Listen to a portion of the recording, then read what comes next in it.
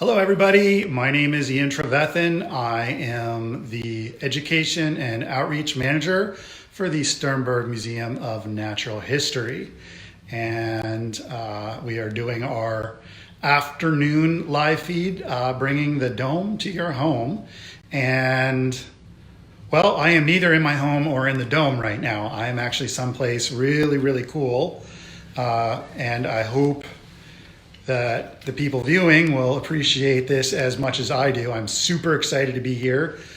So yesterday I started what's going to be probably a mini series, I guess, of talks about the Sternberg legacy and who the Sternberg family were. And I sort of did a very general outline, I guess, overview of the Sternberg family and how they connect to Kansas, and just sort of introduced them.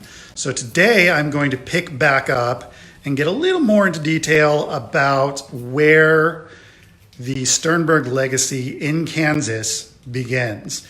And that begins with George Miller Sternberg, who was a military surgeon in the U.S. Army, and was very, very prolific in his career, and really was kind of the main player in bringing the rest of the Sternberg family into Kansas history. So I am at the Fort Harker Guardhouse Museum, which sits on what used to be the actual spot of Fort Harker, which during its time was sort of the terminus point of the Union Pacific Railroad. So if you can imagine, it was a very, very busy place. It was sort of the depot for supplies for the entire I guess, Western interior. So all the supplies would get dropped off here and be carried to the various other forts further west and outposts via wagon train.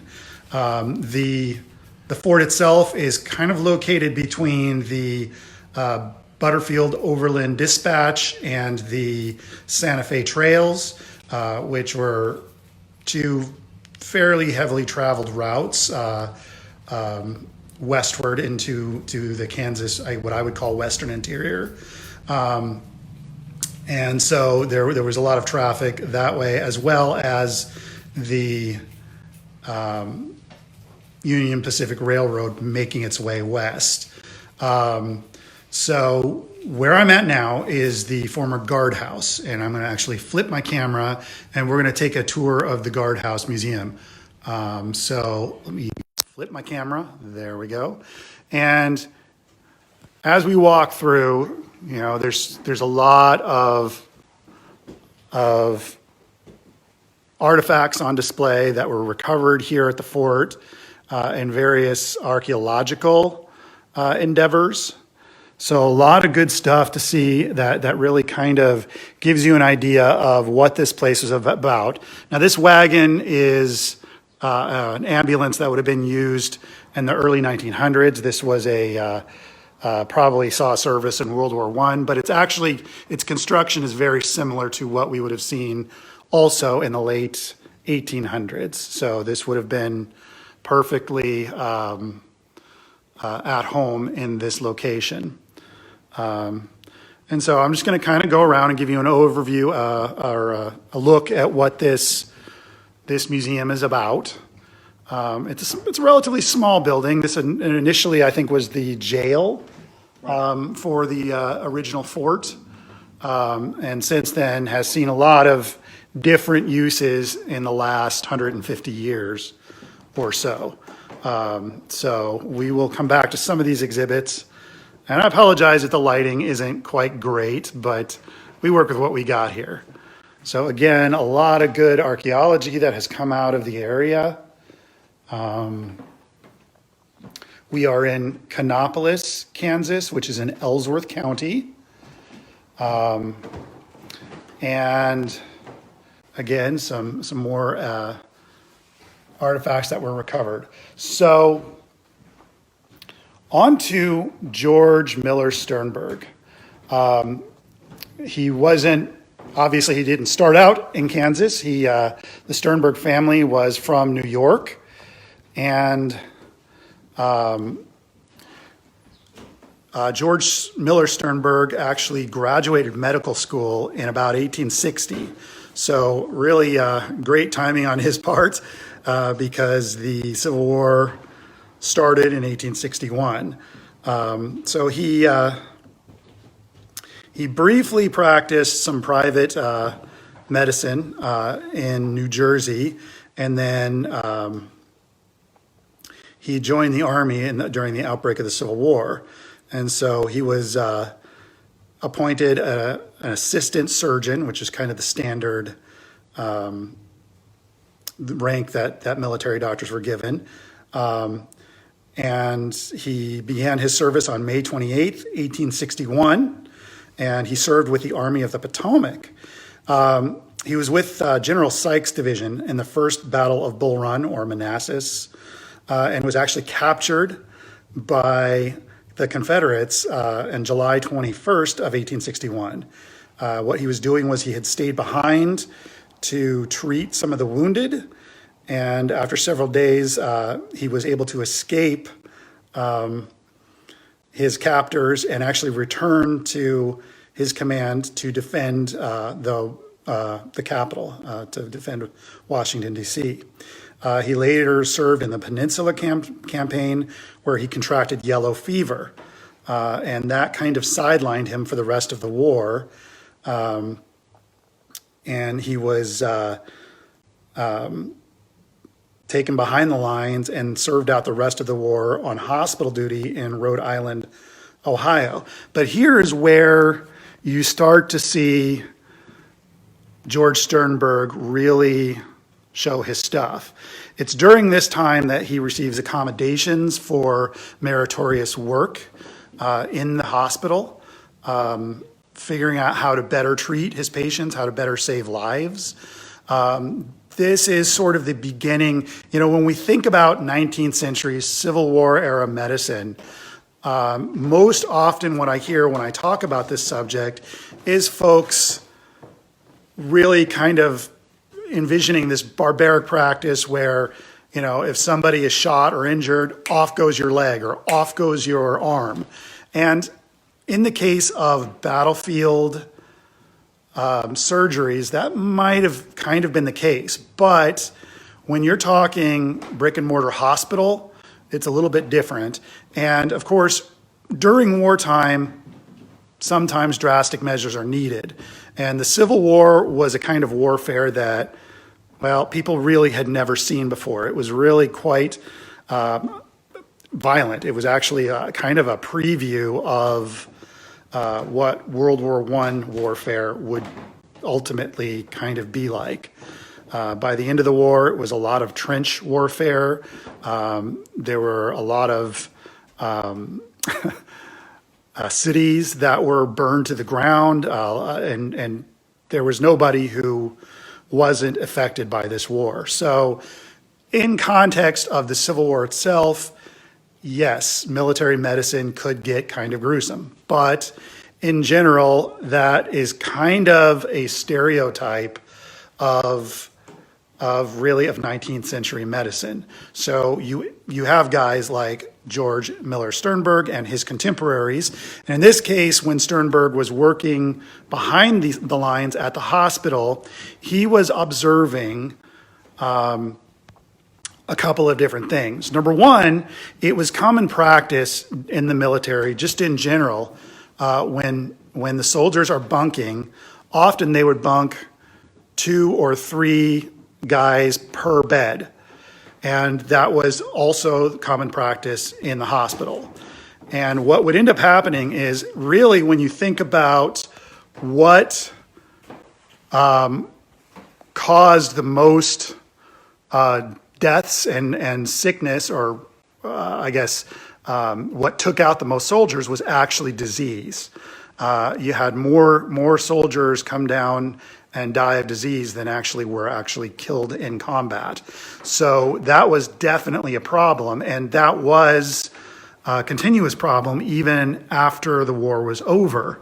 So what Sternberg and his contemporaries were beginning to observe and figure out was when you have two wounded men in a bed and then you stick a sick soldier in with them, you end up with three really sick soldiers. So the practice of putting multiple soldiers in a bed together was being closely looked at by Sternberg. The other thing that was being looked at and sort of, I think, got him scratching his head was, I think I mentioned this in yesterday's live feed, a lot of the surfaces in a military hospital, and certainly in a battlefield hospital, are going to be permeable surfaces. So that means that any blood or bodily fluid that may transmit disease gets basically absorbed into that surface. And a lot of times, certainly in battlefield surgeries, you've got floors that are basically dirt floor, and maybe you might have like wood chip or something on the floor. But even in brick and mortar hospitals, you've got wood floors that are not sealed. And one of the recommendations that George Sternberg made was actually sealing the surfaces in hospitals so they become impermeable, and anything that lands on the floor or on the examination tables could be wiped up and cleaned. So that was a big catch during this time in George M. Sternberg's life. And as I said, he received commendations for meritorious work and was actually given a brevet rank of major by the end of the war. So after the war was over, Sternberg elected to stay in the Army, which I think is interesting. And this is a fascination that I personally have with historical figures who were medical doctors during this time. I see a pattern with a lot of these folks that for whatever reason they chose not to go back to civilian life, that they continued with the military and all ended up out in the Western frontier. And I think that's interesting. I think that's a reflection of what kind of toll the Civil War took on people. I think it was, for a lot of people, just impossible to go back to their old lives. So, but that's a discussion for another time. So Sternberg ended up being assigned to Fort Harker in April of 1866. And while he was here, he actually became interested in collecting fossil leaves, as we are surrounded by the late Cretaceous Dakota sandstone in this general area. He also bought about 2.5 miles from the fort, he bought a chunk of land that became a ranch. And that is important. That is a huge part of what really starts the Sternberg legacy here in Kansas. So he farmed that land. He, as a surgeon, now this is what's interesting about military surgeons in this time, in this place in Kansas, and further west as the case may be. But really, to me, this is where science in the late 1900s or 19th century and into the early 20th century really gets going. It starts here in Kansas. So one of the things that military surgeons were in charge of, in addition to caring for the soldiers stationed at their fort, was they were actually trained naturalists. They were the only people that would have had the knowledge to do what they were assigned to do, which was basically record data about the natural history of the area. So things like temperature and weather and seasonal changes, things like flora and fauna, things like geology. You know, what kind of geological resources would they have access to in the area? Was there gold? Was there coal? Was there silver? You know, all of these things, were there things that they could use to make medicine from? All of those things fell under the purview of the fort surgeons. So when their duties as post surgeon were fulfilled, and, you know, the men were taken care of and they had done their hospital rounds, they were doing these other things. So I think that really singles out a lot of the fort surgeons that were posted in this area in this time. Is these guys were, stereotypically I've noticed, like in some of the movies that represent, post-Civil War era West, you know, when they do show your post surgeons, they're kind of running around with aprons on, and, you know, they're shuffling around their hospitals. Well, I don't think that's exactly what these guys were like. Well, yes, they definitely took care of the sick. They definitely were doctors. They definitely, you know, were in charge of supply and inventory of medicines and all that kind of stuff. They were also very, very active naturalists. They were out there exploring. I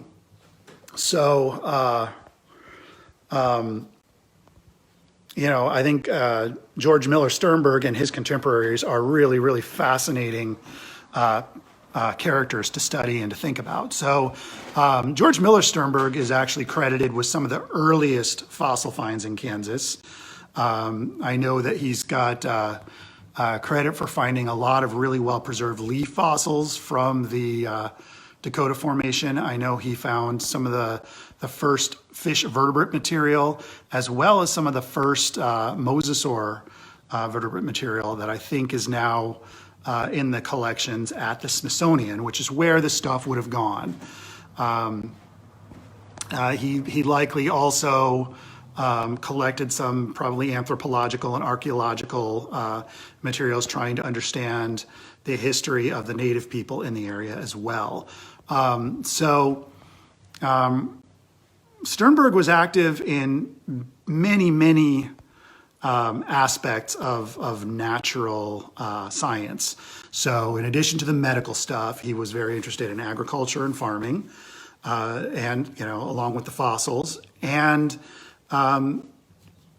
his career really, really focused in on bacteriology. And I think it's no coincidence that he was sidelined during the war with yellow fever, and he'll come back around to it later in his life. So after he was stationed here at Fort Harker, he arrived just in time for an outbreak of cholera. And this was not a fun time. And I would imagine it's a time that some of us can probably relate to at this moment, where you have lots of people dying and we're not really sure how this is working and why this is working, and we don't know the best methods to cope. Well, that's sort of what life would have been like here. There's some writing left behind by Libby Custer, where she was evacuated from Fort Hays during a flood and was brought to Fort Harker, where she would be safer. But this was also during the cholera outbreak, and she said it was a very, very stark and miserable place at the time, that people were dying faster than there were hands to deal with it. So it was not a fun time. And for Sternberg, it became very personal because his young wife was one of the first victims of the cholera outbreak, and he lost her. So I think that probably really sort of hit him hard. I mean, how could it not? So from that point on, I think Sternberg was really focused on how to stop the spread of sickness. And I think that really sort of pushed him on the road towards developing the science of bacteriology for the most part in general. So it was Sternberg that observed that the corrals at the time where they kept the horses and the livestock for the fort was just above the river. There was a spring there that they would collect their drinking water from. And what was going on is all of the waste from those animals, all of the excrement and such, would run off into this spring area where they were collecting their water. And that is where the bacteria was coming from. That's what was making people sick. So what would happen is, the soldiers would collect the water and then they would empty it into a cistern where, that was the central water source for all that were on the post at the time. And it was Sternberg who recommended that they move the corrals further away from the water source, and then they started to see results. They actually started to see the cholera outbreak recede and eventually go away. So that was sort of his earliest success, I think, with bacterial infection and disease. He went on to, he actually got reassigned a few years later to Fort Riley, and then ended up going pretty much all over the place. I know he went as far as Washington State at one point, being stationed up in Walla Walla. But he continued to pursue his study of bacteria and microorganisms, and eventually was promoted to the rank of brigadier general, and basically served as the equivalent to today's Surgeon General. He was sort of the first sort of Surgeon General official, really, of the time. So in that position, he did a lot of work during the First World, or no, I'm mistaken, during the Spanish-American War, fighting yellow fever. And him and several of his contemporaries and colleagues really were responsible for tackling yellow fever, which is why I say it's very, very ironic that it was yellow fever that took him out of the game during the war. And in his later career, he would go sort of full circle and take on treating yellow fever and figuring out how that was transmitted and what that was all about.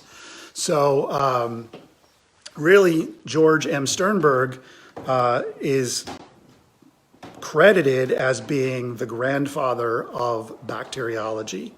And, after he passed away, Louis Pasteur said as much in memory of George Sternberg, that he was greatly influenced by Sternberg's work, and that, much of our modern knowledge and practice regarding bacteria and how to deal with bacterial infections stems from his observations and discovery and work. So George Sternberg, this is just the first Sternberg, is incredibly influential when it comes to both U.S. history and science and medical history. So that's pretty cool.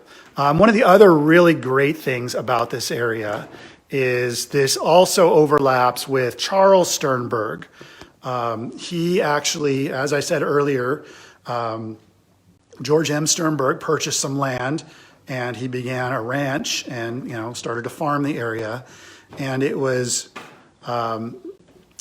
Charles came out to help run the ranch as a 15 or 16-year-old teenager.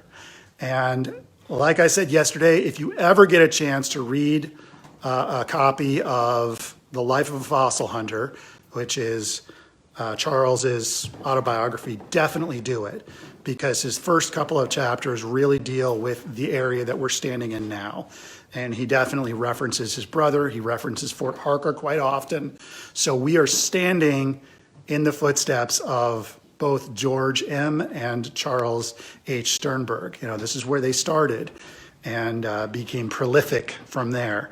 So I'm going to actually flip around here and just sort of show some of the, I don't know if you can read it, but this is a photograph of an older George Miller Sternberg when he would have been serving sort of that Surgeon General position.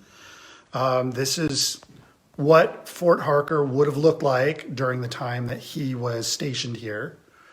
Again, some reference photos of this would have been, looks like the Santa Fe Trail. And this is a grim picture during the cholera outbreak, just to give you an idea of what the daily ritual would have been like. So just sort of photographs of what what we've got of George Sternberg here. This is an interesting find. This is basically an examination table that would have been found in what was called the dead house, which is going to be kind of attached to the back of the hospital. And you can see that there are little holes drilled in here. And what they would have used this for is, remember, during this time, they didn't do a lot of embalming practices. So when somebody died, there was nothing to prevent the decay process.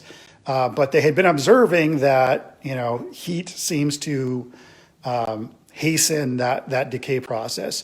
So what they did was they were thinking that if they had holes drilled in this table, it would cause the air to circulate and sort of preserve the bodies a little bit better. That, of course, was not the case.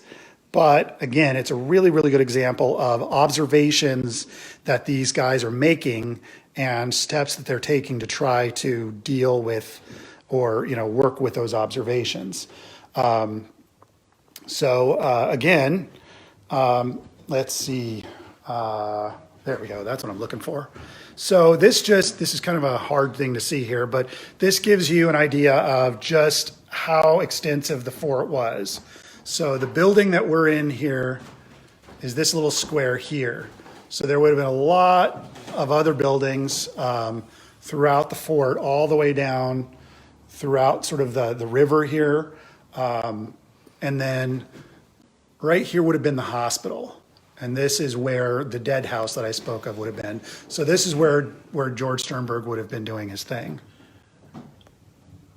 This hospital was a three-wing, two-story hospital, the largest on the frontier.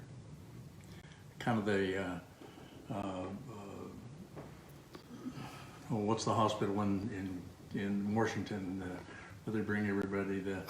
Fort Lewis. Well, what's the hospital or I can't remember right now. Anyway, it's kind of like that for the frontier. So it was very bigger than any other post.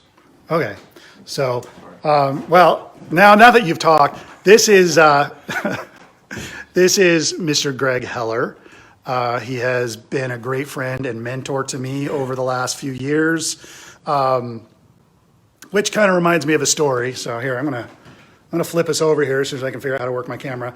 All right, so hi everybody, there we are. So when I first started my quest as a museum educator, are you thinking Walter Reed? Was that you're thinking? Washington? I'm sorry, I'm from Washington State, so I tend to get Northwest centric. Thank you, Betty, for knocking me out of my own head. Yeah, Walter Reed. That's Walter Reed. Well, you know, and that's funny because Walter Reed, the officer that the hospital's named after, was an associate under George M. Sternberg. So there you go. So when I started doing museum outreach, I was actually at Fort Wallace, and one of the gals that runs Fort Wallace I was doing a fossil presentation about their elasmosaur, which we actually talked about, I think, last week. One of the gals there asked if I had ever thought about doing a historical spin on, sort of the early fossils and fossil hunters of Kansas. And I thought, wow, that's a really, really cool idea. So I wish I could claim responsibility for the idea, but it was planted in my head by a much smarter person. So I naturally began with the Sternberg legacy. And when I started doing research and realized that there was more than one George Sternberg, I had to figure out where he was and what he was about. And that's what led me here. And that's when I met Greg.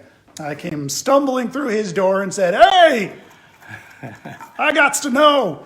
And so I've learned a lot.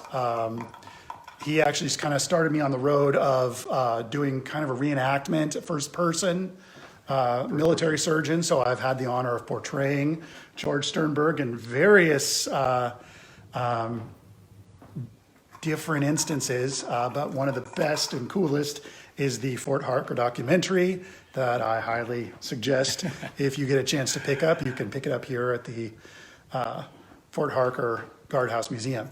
But Greg has actually been super valuable and was actually nice enough to open up the museum for me and let me in this really weird time. We're trying our best to practice social distancing. I promise you, he doesn't want to give me a hug. He really doesn't. I smell funny. So anyways, I just wanted to introduce Greg since he was helping me out with my words. So, is the site public or private property? Betty, are you asking about the site of the hospital, or are you talking about the site of the Fort Harker Guardhouse Museum complex? If you're talking about the museum complex, that includes both the guardhouse, there's a junior officer's quarters, and then there's a senior officer's quarters that are still standing. And, in normal times, when we're not supposed to be social distancing and quarantining, yes, it is open to the public. And I believe it is free, and is it not free? No, okay, so there is an admissions price. There is an admission. Okay. That's how we keep the doors open. Okay, so there is an admission price, what is it? It's $10 for adults. Okay. Seniors, military, and veterans, it's $8. Okay, so there we have it. Is that for the tour, or is that? That's to come in, get come the in, tour, okay. get hear the stories, look at all the buildings, the whole nine. So there you have it. So I highly suggest coming in and getting a tour, because as much as I've yammered on during this live cast, if you get a tour from Greg, you're really getting good knowledge. Mine is very fragmented because I am easily distracted, and in case you haven't noticed, I like to jump from subject to subject. So there's squirrel. There is never a straight line with me. So if there are any, the entire Fort Harker site. Well, like I said, the museum and the buildings included in the museum are open to public access. There's not a lot left standing. I think there's the depot that is still standing. 4 of the original fort buildings. Here, 4 of the original fort buildings are still standing. The guardhouse, 2 junior officers' quarters, and the commanding officers' quarters. However, the museum only owns 1 of the junior officers' quarters. The other one is a private residence. So there are 4 of the original buildings still standing, still in their original locations. Okay, so there you have it. Answered much more eloquently than I could ever do. Again, you can walk in the footsteps of George Sternberg here. Now, as I said, the ranch was a couple of miles from where the fort was. We think south of where Fort Harker was. I have yet to locate the physical site. I'm working on it, and hopefully I'll get a chance to see it, and maybe I can take some pictures. Probably not much to see now, but this is all on private property, so we have to go through the proper channels and make sure we have permission to do these things. So I am pursuing that in my quest to understand more about who the Sternbergs were. So tomorrow I will pick up with sort of part 2 of this story, which will include a young Charles and his adventures in this area.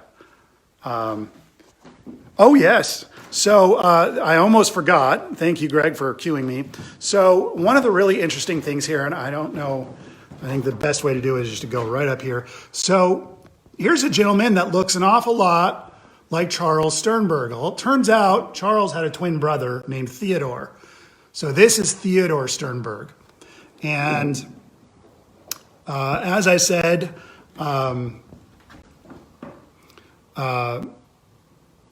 George M. Sternberg served during the Spanish-American War, but then so did